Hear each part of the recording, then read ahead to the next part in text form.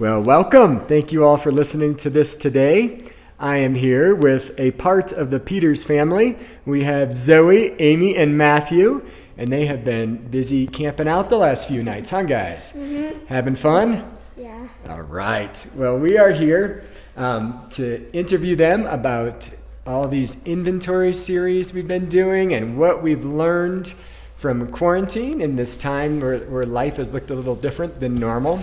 So trying to really understand what are things as we look at a new normal that we can learn from these last few months. So I wanted to begin by asking, what was something that was really good about this time when you had quarantine, when you were kind of stuck away by yourselves a little more? We got to do things outside, lots of things outside. Okay, great.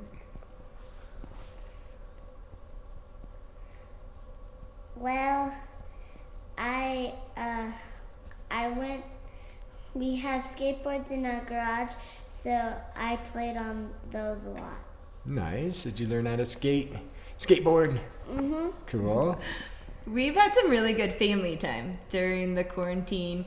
I feel really blessed to have my kids home from school more than they would have been normally. And we bought a couple board games, so we have had a lot of board game time. We bought a 4,000-piece puzzle, so we've been working on that. And we have instituted silent reading time in the evenings, where we all sit around on the couch and read a book. Well, individually we're reading books, but just the family time has been really sweet. Nice. Very good. All right. Well, what would be some challenges, or what's one of the harder things about this time over the last few months? That we didn't get to go to our grandma's house. Oh, not seeing your grandma. We've gotten a lot of trips delayed that we were gonna go see our grandma in Michigan. Gotcha. We had to delay those trips. Yeah, I had to delay them. Yeah, a lot of traveling couldn't take place, huh? Yeah. I feel like one of the hardest things for us has been trying to navigate the rules and regulations and figuring out what just the best way to walk in that. What is permissible, what is not permissible, what is, wise, what is not wise. And we were planning to meet my parents who live in Colorado Springs in Buena Vista to celebrate Zoe's birthday at the end of April. And according to the Safer at Home guidelines, that was too far for my parents especially to travel, but we weren't supposed to meet up with family that we weren't living with. And Jamie and I had to take a hard stand on, no, we're not going to do that trip and meet my parents. And that was really hard news for the kids, and it made Zoe's birthday not quite as exciting, but it was also an opportunity we felt to honor and respect the government and what they were asking of us, and just trying to find that balance with doing what we really want to do and yet being mindful and honoring of the requests from our leaders. Yeah, I feel like as a church we've had to do quite a bit of that as well, figuring out how to honor the need for time together and honor those who are, making those decisions. So, yeah, that's good on the personal level.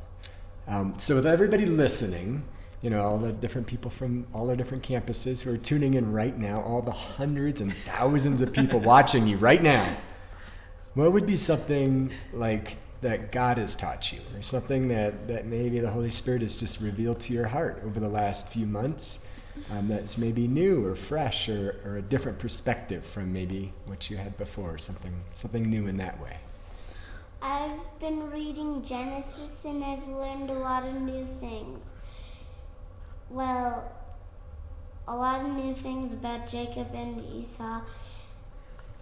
I learned that Jacob ran away for Esau many, many years, and then they finally met again, and Esau embraced Jacob and kissed him. Oh, awesome. So maybe something, as you look at continuing, even maybe once quarantine ends, something that could be a new normal for you might be reading more through Genesis and more of the scripture. Does that seem like something you might want to do? Mm-hmm. Yeah, so a little more time to study what God has said to us in his word. That's a beautiful thing. Yeah. I feel like the biggest spiritual lesson through all this is being forced to trust God.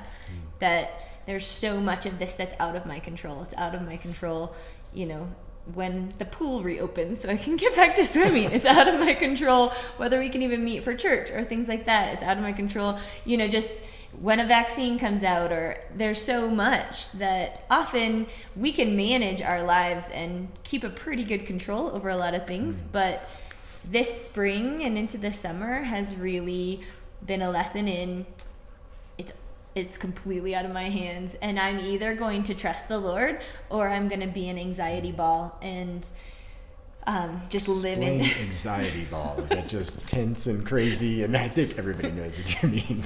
Right, just worried about things and just stirred up over the questions that don't have answers right now, or the uncertainties or the fears that can creep up or things like that. It's either live in that sort of fearful world or just trust the Lord. Trust the Lord with our health, trust the Lord with our finances, trust the Lord with our activities, trust the Lord and just leave it all in his hands and know that he's good and he's going to work things out for our good, even if we have to wait for it.